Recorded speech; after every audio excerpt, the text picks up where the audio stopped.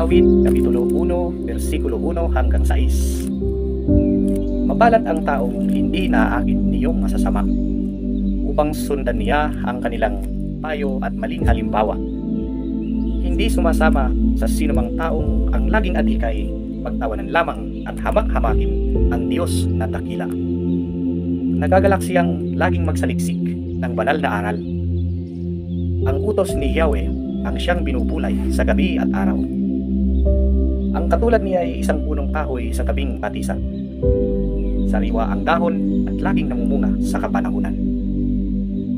At anumang gawin ay nakatitiyak na magtatagumpay. Ngunit ibang-iba ang masamang tao. Iba ang kawangis. Siya'y natatangay at naipapadpad kung hangin ay umihip. Ang masamang tao ay parurusahan, hindi magmimintis. Iwawalay siya sa pagkakatipon ng mga matuwid. Sa taong matuwid ay itong si Yahweh ang siyang mag-iingat. Ngunit kailanman ang mga masama ay mapapahamak.